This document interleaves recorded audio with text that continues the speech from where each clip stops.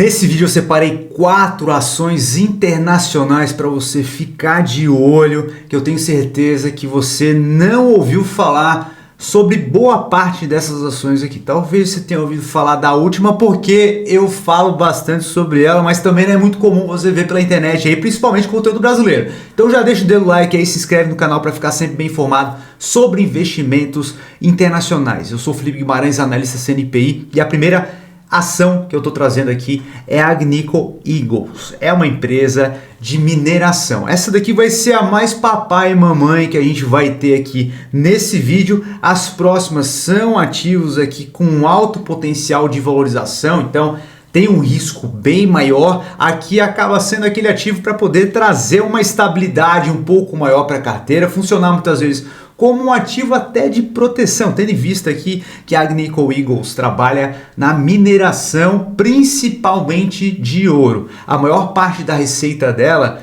vem das minas de ouro, né? Apesar de ter outras formas de receita aqui. 98% aqui vem da mineração de ouro, 1% aqui na prata, cobre e zinco, tá? Então a gente percebe que ela tem uma atuação muito forte no ouro, e quando a gente olha aqui comparativamente com o ouro, né, que acaba sendo um ativo legal para poder se ter na carteira, mas não simplesmente trazer um ETF de ouro aqui, a gente já tem isso também. Para quem quer um plus a mais, é correr o risco de uma empresa de mineração. E aqui o código dela é AEM, tá? Para você anotar aí e dar uma pesquisada posteriormente de forma mais profunda.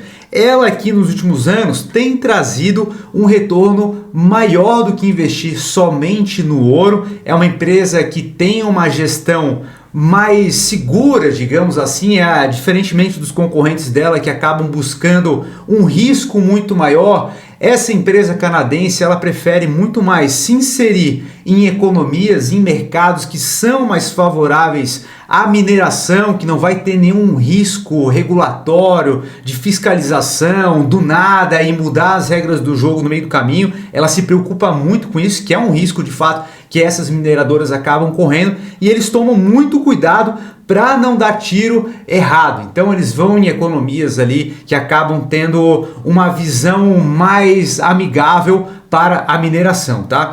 Hoje eles têm aqui a mineração em 4 países: Canadá, Finlândia, Austrália e no México especificamente. E recentemente eles fizeram o pagamento de dívidas de longo prazo, então a estrutura de caixa deles está muito mais redonda. É uma empresa que tem pagado dividendos para quem gosta de receber dividendos, e isso faz com que ela cresça também, tá? Essa oscilação que você está vendo no gráfico aqui é basicamente a oscilação do ouro, né? Você percebe que o ouro teve uma queda, naturalmente as ações ali da AEM acabaram caindo também, e ela consegue trazer esse retorno historicamente ali acima do ouro, justamente porque além da variação do ouro, ela também consegue aumentar a sua mineração. Então recentemente ela teve 2 novas aquisições, tá? Ela teve uma aquisição ali de 2.492 quilômetros quadrados de terras no cinturão de rochas verdes de Lapônia, tá? Na Finlândia especificamente, foi anunciado no último trimestre. E também tem um novo empreendimento de mineração no Hope Bay,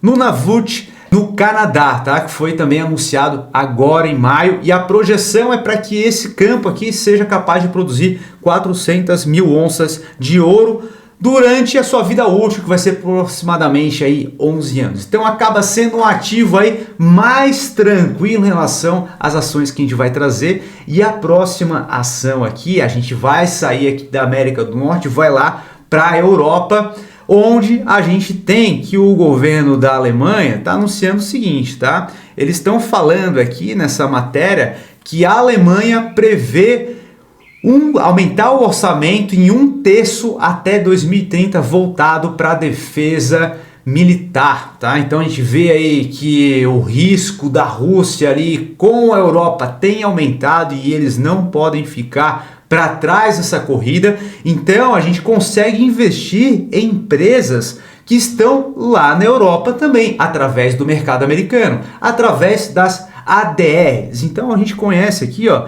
muito bem a Rheinmetall, tá? Então é uma empresa aqui que a gente consegue ter uma exposição lá no mercado europeu, uma empresa que acaba fornecendo não só para a Alemanha, mas também para outros países ali da Europa, e é uma empresa que tem um potencial bastante grande de crescimento aqui, tá? É uma empresa que é naturalmente mais arriscada, todas as empresas aqui são mais arriscadas, por isso que é importante você ter essa clareza, por isso que eu estou trazendo aqui para você ficar de olho, né? Não para sair comprando, você precisa aprofundar os seus conhecimentos em relação a essas empresas aqui, porém é uma empresa que ela pode crescer bastante, tá? Se a gente pega aqui as projeções, o consenso aqui de crescimento da receita dela para os próximos anos, a gente percebe que tem uma crescente absurda aqui, de tal modo que em 2026 ela fecha o ano aqui com uma receita de 16 bilhões de euros e para 2027 crescendo para 21, 2028 indo para 28 bilhões, 2029 37 bilhões, ou seja, até 2030 aqui se tem um crescimento anual em relação ao ano passado de 30% ou mais, tá? Caindo somente após 2030, ou seja, que esse orçamento aqui de 1/3 aumentando aqui do orçamento do governo da Alemanha vai fazer com que uma boa parte desses recursos venham aqui para ela, tá? Aqui a gente tem uma estimativa de lucro, né? O lucro dela por ação saindo lá em 2026, final desse ano 2026, né? A estimativa é que feche em 8,5 euros, na verdade, por ação, e em 2030 feche em 29,8, né? Então, crescimento aí praticamente de 40% nos 3 primeiros anos, mais de 40% nos 3 primeiros anos, em 2029 30%. Então, um crescimento bastante expressivo caso tudo isso aqui se consolide. Recentemente ela tinha uma linha automotiva também e eles interromperam essa operação, geraram caixa para focar totalmente na parte de defesa militar. E o código, se você está se perguntando aí qual que é para poder estudar um pouquinho mais sobre ela, é RNMBY. A terceira empresa é a TeraWulf. Já comenta aqui embaixo se você nunca ouviu falar dessa empresa aqui, já vale o seu like também aí, né, trazendo algumas teses aí bastante diferenciadas para você aumentar mais aí o seu conhecimento em investimentos internacionais. E essa empresa que ela expandiu muito voltado na mineração de Bitcoin, né? Então ela criou toda a infraestrutura para poder minerar da melhor maneira possível. No entanto, como ela viu esse crescimento de IA e necessidade dessas empresas de conseguirem ter uma capacidade computacional para treinar os seus modelos, ela começou a migrar para esse segmento e fechou recentemente um contrato com a Anthropic de longo prazo, coisa de 20 anos para frente, um contrato bilionário aí que vai gerar aproximadamente 20 bilhões de receita para a TeraWulf. Isso fez as ações dela aí nesse ano subirem bastante. No entanto, boa parte aí já foi precificado. Aqui a gente tem um risco de execução. A empresa pode crescer muito mais, mas esse plus de descoberta ele já veio lá no passado, tá? Então agora a gente tem um risco de execução, porque as ações aqui já subiram bem forte, tá? Subiram no último ano 362%. Não é para sair comprando de qualquer forma. A empresa pode crescer bastante ainda, é uma empresa pequena, né? Olha, a capitalização de mercado dela é de 11 bilhões de dólares. Então é uma empresa que tem tudo aí para poder crescer bastante, porém ainda tem um risco grande de execução aqui. Uma grande vantagem competitiva que ela acaba tendo é justamente ela já ter várias licenças, já ter a infraestrutura para poder fornecer essa capacidade para os seus clientes, que ela está pivotando ali, saindo da mineração de Bitcoin e indo para esse segmento. E segundo aqui a empresa, para que uma nova empresa tenha todas as licenças que eles possuem, e montar a infraestrutura, fazer a solicitação de todo o arcabouço de infraestrutura que eles possuem, demoraria coisa de 4 anos ou mais para ficar tudo pronto da forma que eles têm. Dado o aumento significativo de demanda e necessidade de infraestrutura, eles estão muito bem posicionados. Tanto é que eles fecharam um contrato de longuíssimo prazo com a Anthropic, tá? E aqui, cara, a gente tem uma empresa que, olhando para a balança, é uma empresa bem mais difícil de se avaliar, né? Então, uma empresa aí que ela tem uma receita pequena, tem um lucro negativo bastante grande, com caixa, mas ainda tem uma dívida. Então não é uma empresa simples de se avaliar, não é uma empresa para quem está iniciando agora, é uma empresa que para quem já tem mais estômago, já sabe avaliar um pouquinho melhor, tá? Então basicamente o que a gente tem aqui, a gente tem uma troca dessa receita aqui, tá? A receita ela tá bem similar, mas está saindo boa parte da receita de mineração e vindo agora do fornecimento de capacidade computacional para treinamento de modelos de IA, que tem uma margem bem maior, tá?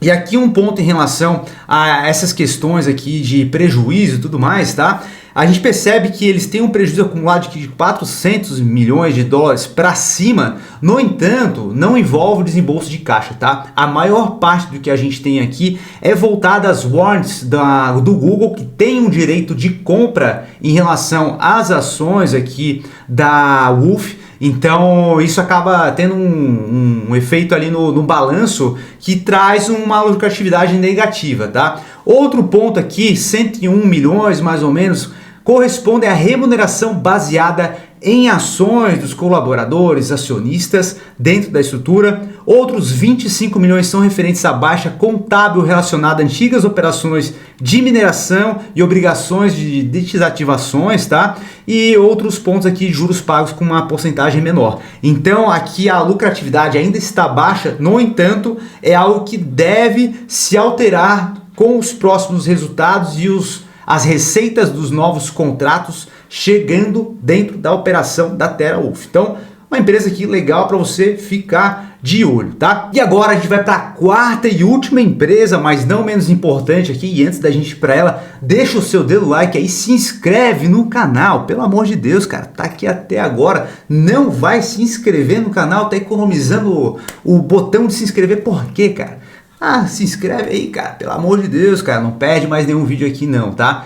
E a próxima empresa que eu separei pra gente aqui analisar em conjunto é a Palantir, tá? Então já falei em alguns vídeos aqui, mas o canal é pequenininho ainda, então provavelmente você não viu ainda. Então é uma empresa que ela tem um diferencial bastante grande aí, é uma empresa que ela já tá utilizando toda essa infraestrutura de IA aí, que o pessoal tá gastando muita grana, justamente para criar um ambiente onde alguns negócios utilizam isso para fornecer um serviço de fato de valor para os seus clientes. Esse aí é o grande medo da IA, né? Então, porra, estão criando uma infraestrutura do cacete, mas quem é que vai ganhar dinheiro e sustentar isso daqui? A Palantir é uma empresa que está conseguindo fazer isso. Basicamente, eles acabam fornecendo seu serviço de análise de dados para que as empresas possam tomar decisões de investimento tomar decisões de todas as áreas, né? Inicialmente eles fecharam um contrato com o governo americano, tanto na parte administrativa quanto na parte militar, o que é um baita diferencial competitivo, tendo em vista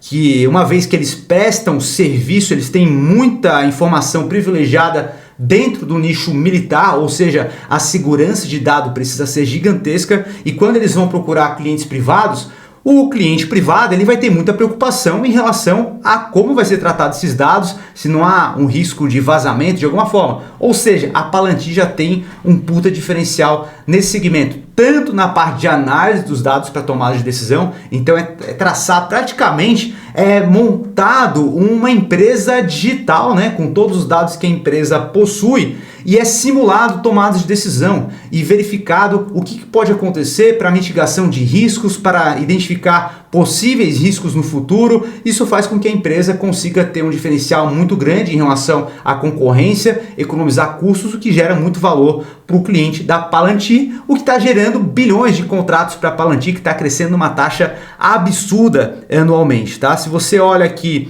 a projeção de receita da Palantir, em 2024 foi de 2,9 bilhões, em 2025 ela dobrou aqui quase de tamanho, né? Foi para 4,5, 2026 ela vai para 7,7, é o que se espera, 2027 vai para 11 e lá em 2030 a receita estimada da Palantir é para chegar na casa de seus 68 bilhões de dólares, ou seja, a empresa que está crescendo numa taxa absurda, assim como aqui a gente vê o crescimento composto anual, né? Então a gente percebe que de 2020 2025 para 2026, deve haver um crescimento aqui dela de 72%, 27 e 28 uma desacelerada, o que ainda é bastante forte, e em 29 ela deve voltar a acelerar com uma força ainda maior. Ou seja, a meu ver aqui é uma empresa que é mais arriscada, porque ela tem um PL mais esticado, de fato ela tem sido precificada justamente numa empresa que cresce 56% no ano,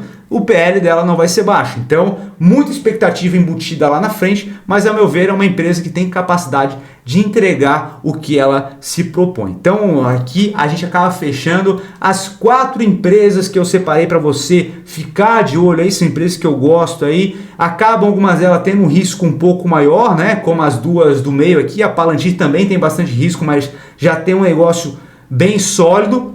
Enquanto a primeira acaba sendo mineração, a empresa mais tranquila aí para poder se ter. Se você curtiu esse vídeo aqui agora, é o momento de deixar o seu like. E se você quer minha ajuda para você investir melhor, se você já tem uma grana investida, puta, não tenho tempo para poder acompanhar investimento no Brasil, no exterior, não consigo analisar uma ação de forma aprofundada, mas gostaria de investir melhor e ter alguém para me ajudar a investir, eu recomendo que você conheça a consultoria da Notorious. Clica no link aqui abaixo, marca um bate-papo com o consultor nosso que eu tenho certeza que a gente vai te ajudar muito. Fechou, meu amigo? Então é isso aí, se vê no próximo vídeo, forte abraço, tchau!